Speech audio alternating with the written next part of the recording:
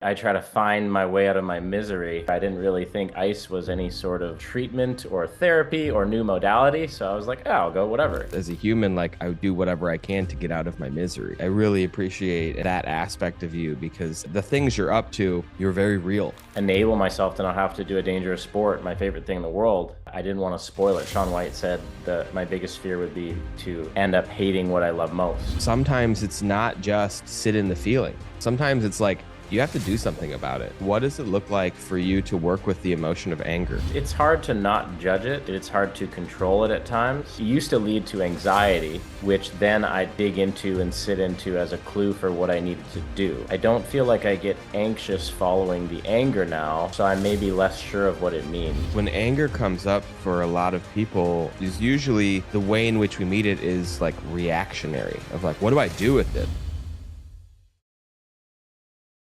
Aloha, and welcome to another episode of the Embracing Human podcast. Before we begin the next episode, I'd like to take a quick moment to ask for your support in helping us grow our podcast. Take a moment to like, subscribe, or follow on whatever platform you're watching this on. Your engagement helps us to grow our platform as well as allows us to invite even more interesting interviews in the future. I hope you enjoy the following episode and wish that you gain insight, clarity, or knowledge about what it means for you to embrace being human. Hello, everyone, and thank you for your attention on today's episode. I'm here with a dear friend, a masterful athlete, and amongst other things. And I am really excited to dive into just the world of high performance, the world of taking that on as a father and a husband and an athlete. And I'm sure if you stick around, you will be wowed at the things this man has accomplished. So without further ado, I'm here to introduce my friend, Ryan Dodd.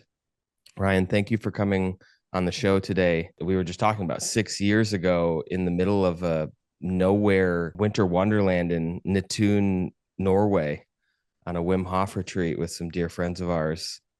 How did you find that retreat? How did you get into breath work and this world of maybe non-traditional modalities of optimization? Yeah, well, hello, Scott. It quite interesting. You could trace it all the way back to I try to find my way out of my misery a lot of the time. Just with what aggravates me in the day or a big setback or an injury. And that led me to this coach, Jim Murphy, and he helped me immensely. And then now apparently he's famous with his book that that helped me over a decade ago. But yeah, he just said, Ryan, we're come to this. And I said, okay, I will come. And being Canadian, growing up in the ice and snow and winter, I didn't really think ice was any sort of treatment or therapy or new modality. So I was like, oh, I'll go whatever. It can't be that bad. But I signed up and definitely was woke up a bit and learned a lot and met some really cool people and ingrained some new habits into my weekly life. I just want to dive into something you just said because I think it's so relatable. Just as context, you have how many world records and world championship medals? Our world championships are every 2 years, and I've won the last five. So, 10 years consecutive world champion. And it's kind of interesting. I just turned 40. So that was one of my biggest goals to be world champion. And I was 29 years old and I'd still never been a world champion. And I've been top 10 in the world since I was 17. So all of those years in that perceived prime, 17 to 29, no goal attained, no world record, no world championship. I was a junior world champion at 15. So there was a long haul in there of potential giving up on your belief and a ton of stories along the way. But yeah, so five world championship titles consecutively, going for my sixth this year in Italy in August. And then, yeah, I have the current world record. So that's all that matters. Thank you for that preface because it really speaks to the level of achievement that you've achieved in this sport. And yet, what you said, right, is as a human, like I would do whatever I can to get out of my misery. I really appreciate and have appreciated that aspect of you, because as such a high level, both athlete and real estate investor, and the things you're up to, you're very real. You're not trying to sugarcoat your experience of like, oh, look at me up here on this podium. You're like, hey, I actually like it's the same, it's the same in a different way.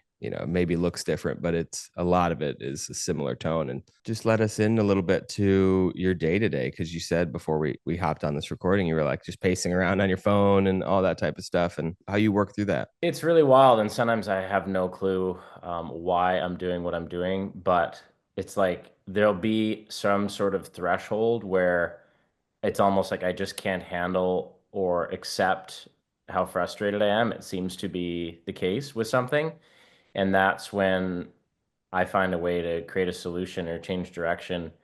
And there's no template to this currently. It's just like literally like I can't deal with it anymore, but how do I deal with it? I figure it out. Like I've been yeah, growing a real estate portfolio. The goal was to enable myself to not have to do a dangerous sport, my favorite thing in the world. I didn't want to spoil it. Shaun White said that my biggest fear would be to end up hating what I love most. And I heard that when I was 30 and said, I got to figure something out, right? I can't be needing to jump for money to feed my kids and, go and do things we love and have freedom and pick her school and when it's a dangerous sport and be cornered. So my wife and I started real estate. I hit our goal financially that we set at that time with inflation. I need to hit a new goal, but yeah, we built a really nice portfolio, and what comes with that is honestly absolute mayhem, and it has the whole time. So, for example, like I'm trying to scale my business and work out of taking the plumbing phone calls at night, and I buy this building in Texas as a nice 15 unit, to scale up and do what all the books and podcasts tell you and find a great deal. And I've had an absolutely horrific time remodeling this with the general contractors that I've hired and all the people I've delegated work to, like you're supposed to do.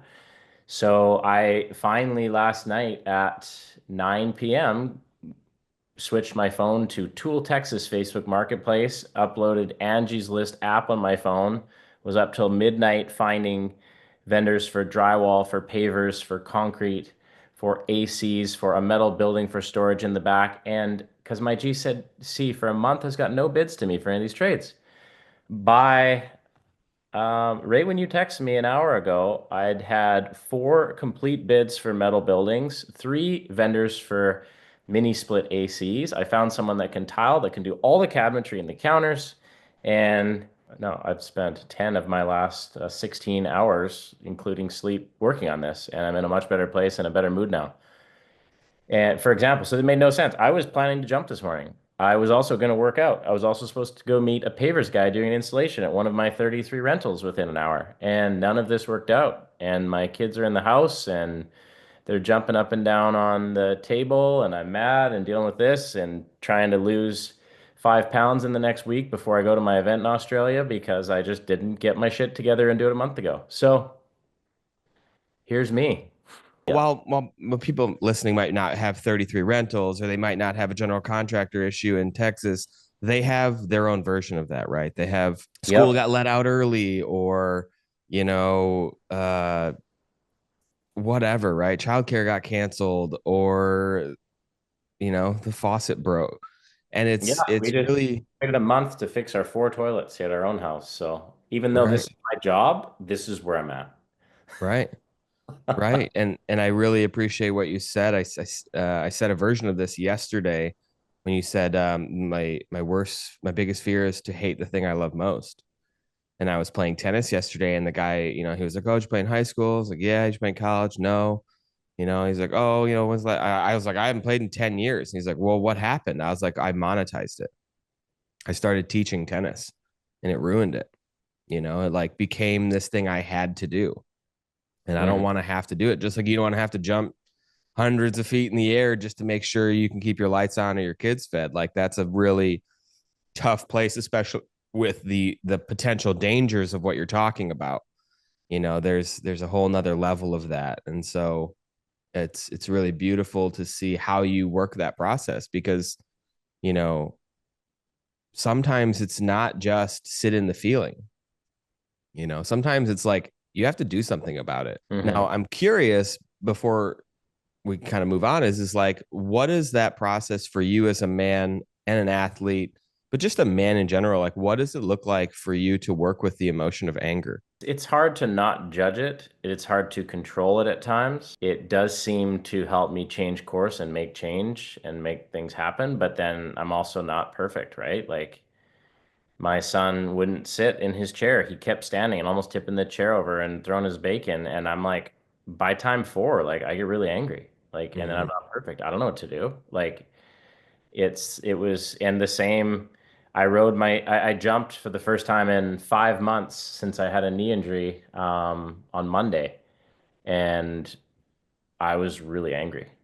Mm, Wild, like I just how I felt physically, like how the the anger was sort of like a byproduct of like the built up anxiety and fear maybe like from thinking about this so long and then going through it and doing it and then still not sure if I damaged my knee again and felt bad that I was heavier than I'd planned to be and this whole spot I don't know it's like I used to think anger at times was like it used to lead to anxiety which then I'd dig into and sit into as a clue for what I needed to do. I don't feel like I get anxious following the anger now, so I may be less sure of what it means, to be honest. mm. Man, that is, I'm so appreciative of you framing it that way because, right, like when anger comes up for a lot of people, it is usually the way in which we meet it is like reactionary of like, what do I do with this? Like, I don't want to yell at my kid, let alone hit them, like all that, like, I got, like, what do I do? And I think it's really relatable. And again, I really acknowledge you for sharing that so authentically of like, what do we do when we don't have tools in the tool belt? My version of that is when my dog's barking at me, or like right before this call, he jumped on my roommate's kid and scratched his back, and now his kid's crying, and I feel like a douchebag. Like I'm Yeah. like wanting to like hit my dog or like force her into some level of submission, and I'm like, I don't know what to do with this. Like I feel like you said, so wrong or so bad. Like I'm frantically scrambling for a solution in that moment to not melt down and be the bad guy or something. And I'm curious, just because we're talking about this, like, how was anger modeled for you as a kid? Whether that was your mom or your dad or people around you, like, what did that look like? What I saw, what I can remember, a lot of my dad ran a big farm and employees and trouble and fixing stuff and bro, he was often angry with it, solving problems. Like he's putting out fires all day and it didn't paint it into like a good light, really. Mm-hmm. With skiing, we were just not allowed to be reactionary and show aggression, slap the water, throw stuff. It was not allowed. He just said you Mm-hmm. can't. So I didn't. Like, that was it. You can't ski if you do that. You're not allowed. One kid came and did it, and he told him, "You said you get one time, or you're never coming back." Like Wow. that's simple. And then it was just never again. There was no option. So maybe how I bottled it up, but then that's I think also partially what made me so good was because I would sit in that till I'd figure out what to do with what made me mad, right? Mm-hmm. How to solve it, not just and I would almost it was like just simmering anger Yeah. that I would slowly dissipate or dissolve and test and find solutions to. At least that was in my sport. So it's almost in business, sometimes I'm that way. I mean, you have to be that way. You can't just lash out. Like, but then I do feel it's how do you draw the line in relationships or agreements? And I also don't know. Like, you can just delegate to attorney to send paperwork, right? Right. Try to emotionally solve problems and be empathetic and listen. There's all the options, but it's almost hard to like be authentic with your Mm-hmm. anger. You're not allowed. Like you can't even Yes. raise your hands and not Right. get an assault charge. Like you can be. I realized this tenant wasn't paying, and we've been empathetic. We gave him a great deal. We fix anything when it's broken. I'm really timely. I'm responsive. We solve problems.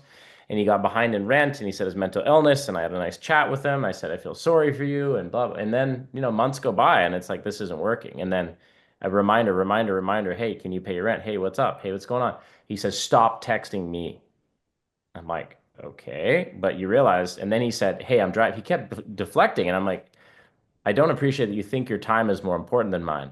That's not working for me right now. And then he said, this sounds like harassment. So I Mm, pause, take a breath, message my attorney, right? I right. can't be authentic right now. I can't tell him how I feel. And it's literally a law. You're not allowed to text someone if they say stop texting me. I don't know if you knew this or not, but this is like, Wow. you can't text them. So he's in our house not paying, but I'm not allowed to text him or even phone him. So what do I do with my anger? I mean, nothing. It's horrible. I'm just angry. Wow. What do I mean, I could maybe go a whole nother route and like, I did go over to see him, but I think he was also on drugs. So I'm like, I can't break through there. I told him I wish the best for him and sobriety is a great answer. So it's tough. I don't really know. I think and then you go back to like cavemen. What do they do? They just did whatever they wanted with their anger. So I don't know. We're still a little bit of Yeah. that. I see that my little boy running around. I don't want to dim his light or burn his fire out. He's an absolute animal. And he's letting everything out. And I'm trying to like sort of tame him. S- Right? But then I'm like, yesterday, speaking of a dog, he ran up to the neighbor's dog. He loves dogs so much. He wants to hug and kiss every dog, right? But I'm like, I heard this dog bit someone. So I'm like, dude, and he wouldn't back off. I told him 5 times, you wait, sit down, kneel. If the dog wants to come to you, it'll come up to you. And he kept chasing. I'm like, dude, you're gonna get bit in the face. Like, you could get mauled. So I don't know. Do I get mad at my kid or do I just let him get bit in the face? Like, What you speak on here is just so, whether people are conscious enough and self-aware enough to relate to this is incredibly relatable. okay. Like we as men have been conditioned, like, don't let your anger out. Because if you do, you're either going to be punished, you're going to be sent away, abandoned, or you're going to be hurt. It doesn't leave most humans, let alone most all men, to do anything with their anger. And it's Oh, a practice that I've been exploring lately. Sometimes I'll come in my garage, the studio, and just beat on bolsters or scream in the ice bath or just like finding some way to channel this out of my body. Not because I don't think it's a good feeling and I hate it or anything like that. I think I've moved past that. I think I'm at a place now where I'm like, I just want to honor the feeling. Like if there's a little part in me who's really struggling, I want to give him the microphone. But what is sometimes often difficult is without it to land somewhere, without someone there to receive it, it yeah. kind of just reverberates on the walls and ends back up in me. And so I think there's something that we're finding with this idea of like having space held for us to being like, no, I'm just really pissed and there's nothing I can do right now. And I want to feel like a victim and I want to yell at this tenant and I want to hit my dog. And I'm not going to do any of those things. I'm just going to sit here and allow myself to acknowledge that that is the experience of my inner world right now. It's something I think so many people struggle with, and we don't have a really good conversation in society around it. It's not really something we Yeah. discuss. Yeah, I was back in Canada. I mean, everyone's like, "Oh, everyone wants moved to Canada. It's nice and people are happy." And I mean, if you hadn't been back much, I spent a few weeks 3 weeks this winter. Feels like there's a lot of forms of suppressing, medicating, kind of turning off, and just pacifying Yep. the self and listen and be good and pay your taxes and be polite. And I'm sitting there like, "Ooh, this." I don't know here. How's this going? You're allowed to raise your voice or leave the country if you like the rules here are getting pretty Right. It's turning into a Black Mirror episode, or it already is one, but you see people kind of fizzle out, it looks like, if they're mhm, not, almost, and then you just feel nothing. That's not cool, you know, right. and Right. no thriving in feeling nothing. I'm so glad you brought that up. It's a really good segue to something, and maybe we'll come back to this conversation about suppression of feelings. But I watched your locker room interview with AJ Ramos, and one of the things you talked about in there was going and competing and winning worlds and winning. I think there was two competitions you talked about, and you won those, and you felt nothing. Can you speak a little bit to that? I started reading this old book on a really old book on being an athlete, more of a spiritual angle on it, and it's talking about games and competition and how they've evolved over time based off rewards and monetary and attention and versus just people playing games, right? Like sports, I guess, are just some sort of games. Competition, what does it mean? What's it all about? And over time, it's like when you're very sold on what it's supposed to look like. You're supposed to try to win. You're supposed to win. You're supposed to roar and cheer and whatever, right? And like, is that really what you feel? I do. So now relating to kids, like, yeah, they're before they've seen all that stuff, like they want to win stuff, right? They want to win the fight or the game and pretty competitive. So there is that competitive nature naturally. But you wonder if over time, maybe you grow intellectually, spiritually, emotionally, that it becomes a little odd to just do something slightly better than someone. Maybe they're your friend, maybe they're not. And then you're just like roaring and cheering that looking at them on a podium. Like it's kind of odd. Then the whole my partner in the dance, love your competitor, right? You raise stuff from Jim Murphy here, raise your level of excellence to raise it in others. So it's more of a we thing, but then still, no matter what, I feel this deep competitive drive. And you wonder, is that an unhealthy thing, like an ego thing, or what is it? I'm not sure. But at times, if say the road to getting what I wanted, which was to win, maybe just took so much from me, it's almost just like I've had a feeling of finally it's over, right? Mm. So there can be finally that pain is over. In a similar setup, right? There's been unbelievable bliss, right? In other scenarios where, say, I didn't really hit all the marks in my prep and training or goals in the competition for what I was after or trying to extract, it just didn't mean so much. At times in my life when I've just kind of gotten lucky, which is very rare, and just, went for a Hail Mary and hit it, it's been amazing, right? Felt like I don't really gamble, but wow, I've only a couple times just hit something like that. But, I've had a variety of feelings, but the weirdest is like you win a world championships and you sit there and you just feel kind of like, huh, like the last one was pretty meh. I was extremely dialed. I was in the best shape of my life. I was very prepared. I did everything I could. There was nothing I felt like I missed. Every freaking variable, and it came together. And then I kind of mitigated the risk and just did what I needed to do to win and won and didn't even do the last two jumps because, sports psych says, hey, your primary objective is still to win. And it wasn't like world record conditions, which I really just wanted to break a world record just to be Mhm. my best is what that would truly state, not the best. And then just being the best, I was like, oh, well, whatever. Cool. Because you look at it realistically, like it sounds cool. It is neat. But it's a sport where there's not that many people. There's not a great depth of field. I've committed my life to it, but I don't know. It's more of what how I feel versus myself. And I felt like I Mhm. had so much more and I kind of just smiled and was like, oh, cool. I wish I had the best jump of my life instead. I Mhm. don't know. I mean, you said something there really profound. I think that most people will not understand. I think high level performers will, but most people will not grasp the subtlety of what you just said, which was the difference between being the best and my best. You can be the best in the world and still not feel like you are your best. And that could be world record conditions reasoning, that could be sports psychology reasoning, but the bottom line is there was still a little bit left on the table that you could have maybe like achieved, but for X, Y, or Z reasons, it didn't feel like that was the opportune time to go for it. So to just take the medal and hit the top, number one and win the competition and whatnot, it still leaves a bit of maybe the word is lack, or I'm not sure if there's a feeling that was associated with like, okay, now what? Yeah, I think it's a very subtle thing, but it really speaks to the level of competition you have within yourself against what we'll call maybe a yesterday or an ideal.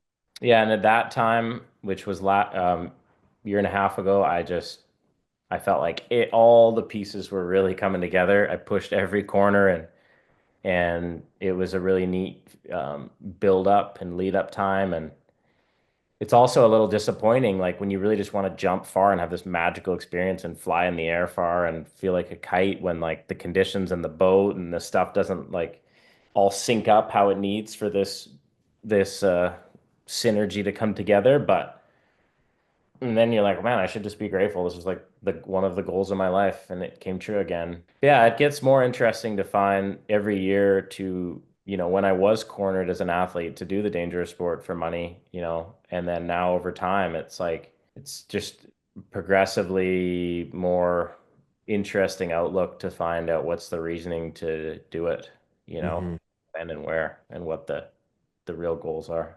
It speaks to something. We kind of started touching on it when we started talking about meeting in Norway and whatnot. I'm curious, what has been your practice of learning how to let go? I don't think really I have something like in my practice right now. I mean, I do a lot of yoga and meditating and breath work, and maybe it just helps things sort of fade away. At some point in all things, you do need to let go. I wonder because, like, sitting on that podium and winning, there is an aspect of your own self and psyche that you have to let go in that moment of like, okay, well, I'm not going to go. I already didn't do that jump 2 and 3, right? Like I already gave up the opportunity to potentially break a record, but I also gave up the opportunity to get hurt, right? Or you mentioned in that interview, old Ryan would go pop a bottle, he'd go drink, he'd go celebrate, which is something else you've let go of.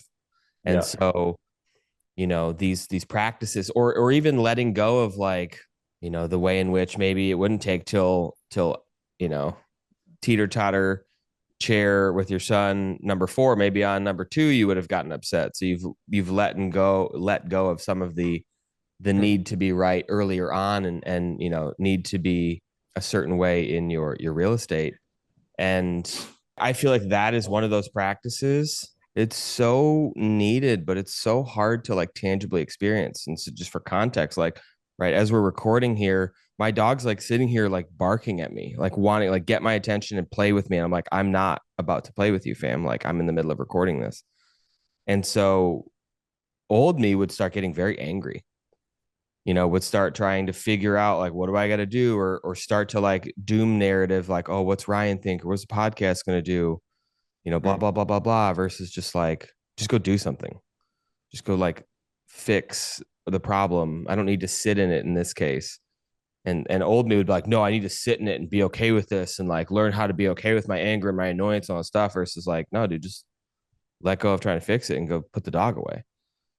you know it's comical the way in which we go between these things, because sometimes it's like, Almost like entertainment. We're like entertaining. It's letting it's like dancing with it. Like, right, like last night you're laying in bed, you're like, okay, I could be like okay with this, I could work on being okay with this anger and frustration and doom about this 15-unit rental in Texas, or I could fucking do something about it, and I don't know what the answer is. Sometimes I do think there is a lot of value of sitting in it and being like, I really don't want this in my experience. And then I think other times it's like, what, to get rid of the experience is to just do something about it. yeah. And the creativity involved in doing something about it, I think, is the opportunity and the challenge. That's what my wife and I were talking about last night. I'm angry about something that we are not getting done, that she has been delegated, right? And then she's smart in a different way. She's like, yeah, I listen to this podcast, starting to listen to this podcast, and it says it's called not what, but who, or not to solve the problem. It's don't, Mm-hmm. or not how, but who. Mm-hmm. I was like, well, I think that way anyway, but you weren't thinking that way? She's like, no, not at all. She was trying to solve the problem. But instead of her solve the problem, it's just reach out to who, all the who's, Mm-hmm. find the answers. And I think maybe she even motivated me to download Angie's List, get on the Facebook Marketplace in the town and just go find people and just Mm-hmm. talk, instead of me sit there and go, how do I make this same guy get me a drywall bid for a month? Right. How do I trick him into doing his job? Like, how do I trick the Right. plumber to coming to work today? I got to come up with all these ways, motivate him, talk down to him, high five him, tell him he's the best, everything I could think of. Money, he won't come. Find someone new. Right. But that is, it's like so hard. Why is it so hard to like let go? I don't know. Super weird. Oh, this is so good. There's a question after watching the locker room interview that this tees up perfectly, and it's the idea of asking for support. And you Mm. talk about it in that interview. You're like, for many, many years, it was me, and it was all on me, and there was no help. And then something shifted in you where you're like, all right, I'm gonna get the sports psychologist, I'm gonna get the chiropractor, I'm gonna get the neurofeedback, I'm gonna get the massage therapist. Like, what do you think shifted in your life for you to be willing to receive support or even ask for it? Well, I think I have a bit of a dilemma because I feel like I know what I want, right? And I'm sort of, I have a new whole support team right now through Calgary, Alberta, in Canada, at the Canadian Sport Institute. And they deal with the Winter Olympic athletes, and they've taken me on, and they said it's been a pleasure, but a bit of a learning curve for them. All the nutritionist, the psychologist, the strength conditioning coach, the physiotherapist, the doctor, integrated support team, they all talk, and it's different because of the results I've had over time. How I am currently the boss or the CEO of all my shit. They're not used to that, right? I can still do I don't have to go ski. I can ski. I can fucking go or not go, and when I want to do it or not. I don't have like workouts at 3 p.m. with the coach, right? Like I have no, so they're not used to that. And I'm also not used to like letting go and surrendering to all the experts. But deep down, I've tried to explain my process that has worked is that I am still quite intuitive with how I do this. There's science, there's the scientific stuff and the intuitive and then the merge of it. But I'm still trying to get to a place where I can listen in better because that's where most of the answers have come from. So it's been very challenging. And at the start, it just kind of worked, all me running the stuff, obviously with influence, right? But then again, out of anger, desperation, a big injury, life-threatening head injury, it was just like, I'm nothing. I need help. And one led to the next and the next. Yeah, and you go through all different phases of who can help you the best when. Now the challenge, I mean, more than ever, but I think also always is when you have all this help, how to get the help all can they all put themselves second? Can they all be humble enough? Can they all communicate together? And can it all feed up into what's best for you now? And this is what I see as a real opportunity for athletes, but also really, I'd say a lot of pressure, like I've seen in like the team stuff, like baseball and football, basketball, like these big organizations, people get lost in the cracks. Their needs are not put, the athletes' needs are obviously not put above the team, and that can lead them to trouble and often just a much more shortened career. Mm-hmm. If you look at what I said with the timeline of me getting to my goals, like most athletes are retired when they're like 30, or they think they should be because when they're injured they got 8 months to come back from this and they got 3 months to come back from this, and you try, and if you don't, you're a failure and you're done and you get another one. There's that little bit of a rush or the pressure, compounded, can crush you physically, emotionally, spiritually, whatever. And I've seen like so many, I've seen some athletes in the gym and they're like thinking they're toast and they're like 27 years old and they're all like, I'm like, dude, I'm like 38 and this is like the 10th round of feeling like you should give up, right? And now I'm 40 and there's another round of this unsolvable situation that you got to just work through. And I'm in one now with an injury. So support is amazing, but I've seen it hurt a lot of people too. I really appreciate what you said about this you led intuitive journey. Like you're like, I know what I want, right? I have some level of intuitive feeling of like, I know how to lead this thing. And I think we're coming back to some version of that in ourselves. I think it's part of the reason that a lot of people don't trust allopathic medicine anymore. So like, I know this doesn't feel right. I know this isn't helping, but I keep being told what I need, and I don't like that. And Mm. so this kind of self-led journey on like, I need some of this, or I think I need some of that, or actually I don't want to do that today. And like this morning you said like I was supposed to jump and I decided not to because for whatever reason, your intuition was like, it ain't it right now, and I think there's something to that, especially for men. I think women may be a little more dialed into their intuitive voice.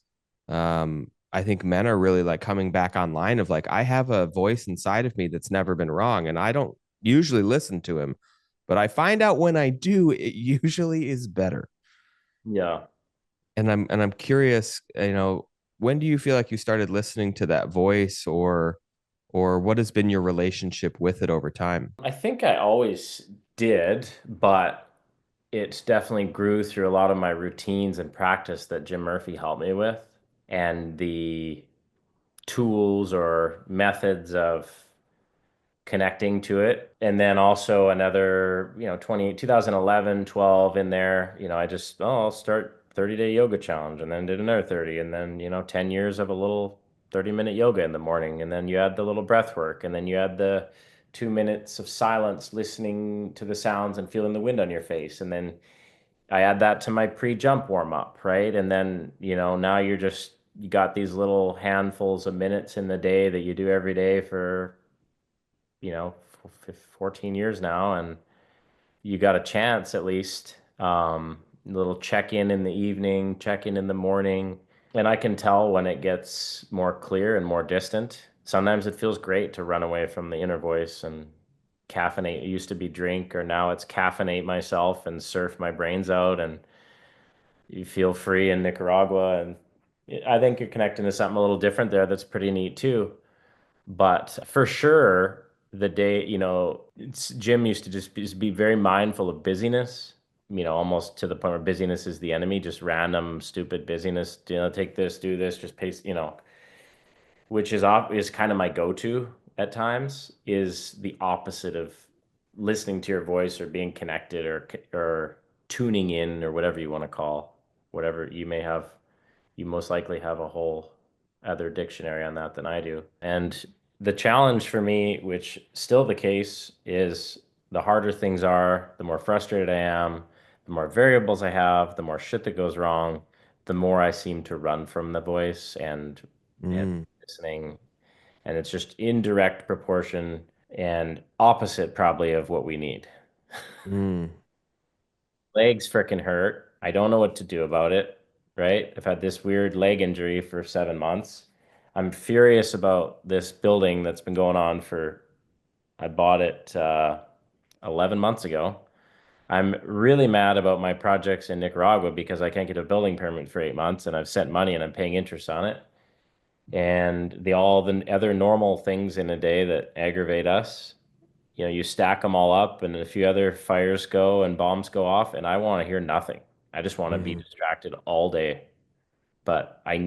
need to sit in this and figure it out and listen. Hmm. It's been the real big battle for me as I've taken on more stuff. And I'm not as clear, to be honest, in my morning meditation as I have been. So I can deeply resonate with you, Ryan. Again, I really appreciate your authenticity, and it's so seamless. It's maybe not even feeling vulnerable, but like for the people around the world who, would see whether it's your 30,000 followers or your 33,000, like portfolio, like people are like, oh, this dude's got it all, until you're in your shoes, and it's like, yeah, I have things, and it's difficult, and I'm not pretending, and I really commend you for that, because you know, you're not the type of guy, as I've witnessed over the years, to be like, what'll help this? Of Ferrari. Not to say that you could or could not afford it. I don't know. It doesn't matter. But like, you know what's funny though? A sort of mutual real estate acquaintance, and then randomly he's the uncle to like my daughter's new friend in her new school. Like, so two things coincidentally came together. I'm like, dude, we got to meet up. We never even met in person, right? We meet, we sit down. He's like 40, he surfs, he's a realtor, and he's done the similar stuff to me, right? And we're talking, and he just sold his blue Lambo. mm-hmm, He has a Lambo. I'm like, he has a Lambo? Like, I have money. I never have any money. All my money's always spent invested in the business. Like, we pay our bills like most people do. When I get money, I'm investing in growing our business. But there's guys who do buy the Lambo. He had the Lambo, and that was his thing. He said, like, it kind of reminds him of surfing. He like takes the top down, he's like ripping around, you're connected to his thing, but then like he's like he sold it. He said, I sold it, dude. Like I'm just driving into Lowe's to like get some like home defense, like for something to do because it's fun, but like this has to stop. He was driving into Lowe's. He didn't know what to do. It's great. It's so real. Like, he's like, I love this thing. And what I got the real like heart to heart version of the Right, experience with the and he's a car guy and he's had him. He's like, oh man, this is the big boy toy, all this stuff. right, And he's a nice guy and it was cool, but he's like, I just don't know anymore. I like it, but like this thing's $300,000. Like, what do I do with this? right. This is Right. why I love this, right? Because like you don't get that on the gram. I mean, maybe you do, but like for the most part, it's the guy driving the Lambo on the highway doing downshift pulls and whatnot and pulling the girls and blah blah blah blah blah. But like the reality is, I was thinking about this yesterday. I Oh, was like, the reality is like you got to drive that car to Lowe's. Like that is the reality of this conundrum that we find. Like, dad with two kids and he's like, what is he gonna do? right. Like, yeah, I drive it to Lowe's. Like, Right. It's like, for the vast majority of people, it's a lifestyle that even if we were met with, we wouldn't know what to do with it. Like that guy, right? It's like I just didn't know what to do with it. It's like and then for the other people who can really really afford it, they just sit in their garage and collect dust. yeah. And they like get detailed for fun because they need to stay clean because who are we if our Hot Wheels collection is dirty? It's like it's just such an interesting thing and I again, I really appreciate your down to earthedness of like, yeah, I found a niche and I own it and I excel at it and I train my ass off to do so. And it's such a good reminder that like it doesn't just stop just because you hit the top of the podium.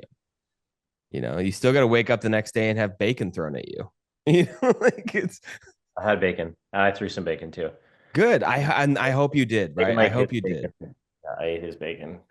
Yeah, I think that's another part of this is like how do we drop the veil and like realize that like maybe the thing to do in the moment is to throw the bacon too, to being like, oh hey, let's play. Like we've got some my partner says all the time, like, oh, you've got some throwing energy. Okay, let's go outside and throw some stuff, or oh, you've got some yelling. Okay, let's go outside and like let's do some screaming or whatever, and it's so non-traditional to what we were raised on of like, if you hit that water, you're not skiing. Like, got it. Yes, sir. Whatever you want, I sir. don't. I need. I feel like you almost need both extremes, but I don't know how to do it. Right? Like I took Yeah, went a little you hike with. do need both I extremes. So know. your kid might get hit in the face with a dog. Like Like I wanted him. We went on this little hike last summer, and I had him. I right to the edge of this huge cliff, and I was like, just do everything you want, yell and scream, and he was roaring, it was echoing, and then even here. But then I'm like, I'm trying to differentiate the place. I got really mad because we were just outside doing this. They're tackling each other, they're rolling the sand, they're running down the dock, they're on bikes, they're jumping on the surfboard, they're throwing shit. I don't care, whatever. Zero input from me. Then I said, okay, we're going in to the back porch. We're gonna have lunch. Okay, I prepped them. Look at me, eye contact. We're going in, we're gonna have lunch, we're gonna have a calm lunch. We're not playing anymore. The play stopped here at the door. We're going in. Let's do this. And then he fucking just kept doing it. And I'm like, and then another nice one, another, and then I'm like, okay, this. So, but yeah, it's like you don't want to. It's like this is for kids, but how do we as adults like still stay like a kid right. too? Where do we get to? Like you said, we're yelling in the garage, but like, and I used to love hockey because I let my rage out, and surfing sort of helps dissolve it, I think, in a more peaceful fashion. Like the ocean sort of seems to take like I think that does it's probably the most beautiful way of dealing with it I've seen. Mm-hmm. I'm not out there raging. I'm never like yelling. I'm just chill, and it just kind of like fizzles stuff out, like rebalances you maybe versus letting aggression out. Mm-hmm. Maybe that's a healthier way, but I don't know. It's like, okay, I don't have surfing now, right? There's no waves in Florida most of the time. What do I do? I bought an elliptical machine on Facebook 2 days ago. Like, I don't know. I don't think that's gonna work, but I'm trying. You're right, and it's the distinction I use sometimes with people is the difference between being childish and childlike. Right, childlike is getting down in the dirt and looking at the bugs and having fun with all that stuff and building a fort out of our food. childish is throwing temper tantrums and being like, no, this is the way it's supposed to be. And I think for so many of us, Hmm. and I don't have children, so I can only speak from having been a son or been a child, is like, sometimes we do need to go back into our childhood and see what happened when I was like that. If I was to act like that, what would I get? And it was probably hit or shamed or time outed. It was not gentle parenting understanding like that I remember, at least. Maybe I'm sure, not to just paint my parents in a certain light, like I'm sure it's, they were very understanding, and the things that stuck out were the you're going to get hit, and so it would make sense that, like, if my kids, I'll speak in a hypothetical, if my kids were to be acting out like that, my brain would go to, well, if I did that, I would get hit, but if I got hit, I stopped. So the feelings inside of me that I don't like those feelings, so I want to stop them. Well, I know if I treat them in a certain way, they'll stop because I did. Right. But that's old programming that no longer, like, it's not that it doesn't serve us, it serves us as an indicator, but it doesn't serve us as a model, as the way we want to show up for our families anymore. Yeah. I feel like with this information deluge of the internet, like, we got so much more purview into what life is like out there, that we're like, well, here's the ideal now, versus like, that wasn't my ideal. I didn't get any of that. Like, I didn't get this like gentle parenting, understanding type stuff. Yeah, I still don't know, and I haven't found anyone that I'd say has it perfectly handled, or even everyone seems to be chaotic in that right now that I've talked to. Maybe I need to talk to more people, but it's pretty wild. I really appreciate you being willing to go there, because I think so many people, my feeling, my guess is that so many people will reach out as a product of this and be like, I know what that's like. I know what it's Yeah. like to be a parent and really struggle with that, and not have the tools or the models or the community to give me kind of any semblance of path forward. I'm day by daying it, and it works, and I love my children, and I want to be better, and I don't really have a model that's like screaming at me like, this is the way. And I think most people are in that boat. What I'm seeing in like anything I try to dive into to get better at or learn about, there's polarized opposite ways to do stuff. And Mm-hmm. usually the best answer, or the most useful expert, or the best coach that is humble, will listen to all ends of the spectrum and use all of the tools, and the answers lie somewhere in the middle, right? I Yes. think this is where people get, and this is almost why it's a lot of work to be an expert or great or one of the best at something, because you have to look at everyone who's pretty good or was the best, which would mean, and then you got to filter that all in and make it special for yourself. So there's not, this is the challenge, to find one coach to sort of just bow to and listen to in anything, or one way of doing something to subscribe to, or whatever you want to call it.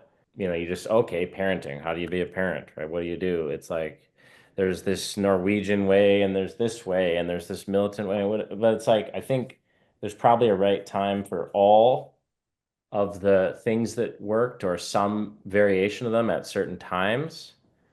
And then there's this, okay, you have a kid, your kid's supposed to sleep, the sleep coach, and just tells you to do it like this. And then this other sleep coach to do it like this. Well, it's like, you don't have more tools than that, you're not a good coach, right?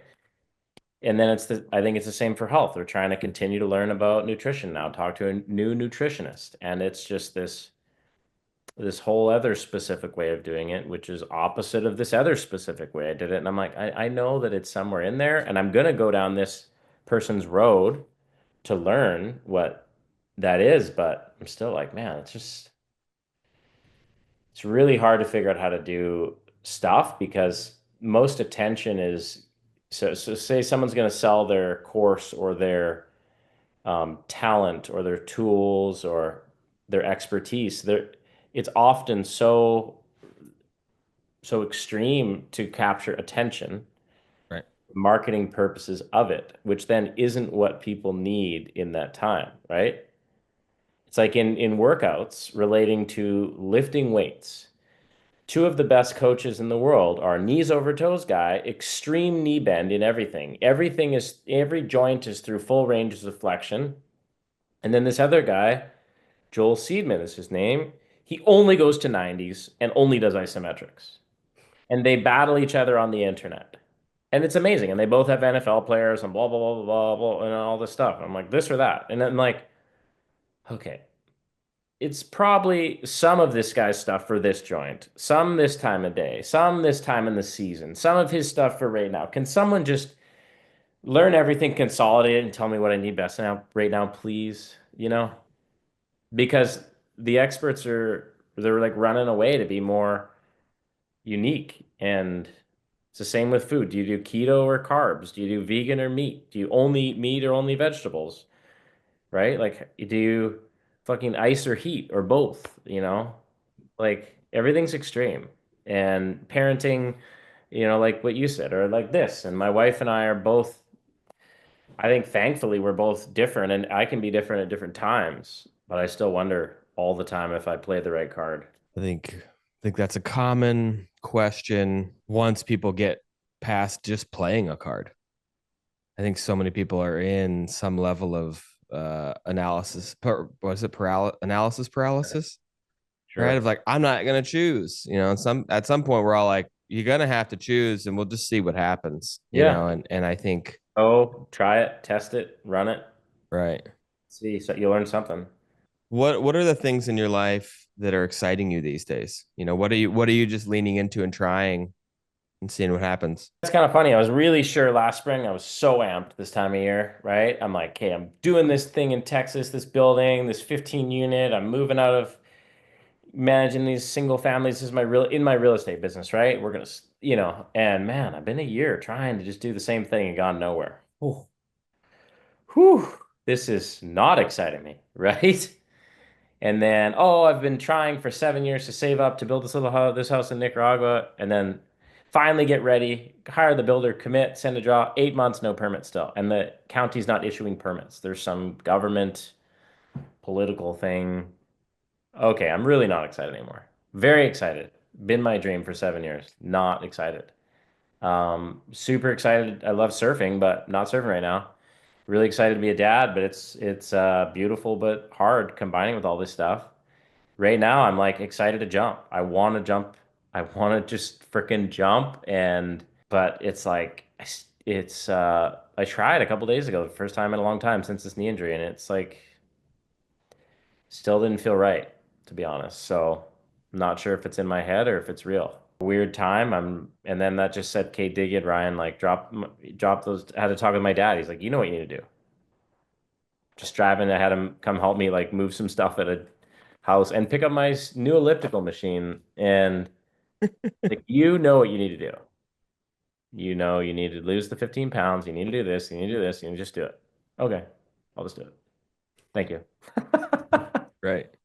So this delayed gratification, this excitement thing out there, it's like it's been weird, very weird. It speaks, right? Like it's almost like you're going through a second season of this like 17 to 29 of like, okay, you can get excited, but the delay that it's going to take Yeah. for you to feel really good about this, like, Maybe another analogy that so it's exciting to like plan a vacation for most people, including myself. You by yourself or with your friend or your partner or a reunion trip, whatever. You plan this thing. It's exciting, is it not? Usually supposed to be anyways, planning and putting it together and talking about getting ready to go.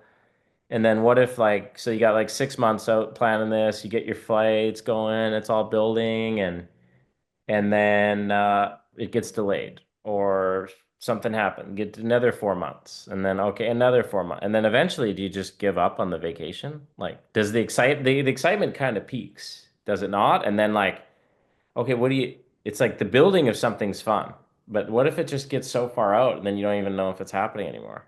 That's like mhm. where somehow a bunch of categories of my life have felt, and it's confusing and overwhelming, and I don't know what it means, to be honest. So.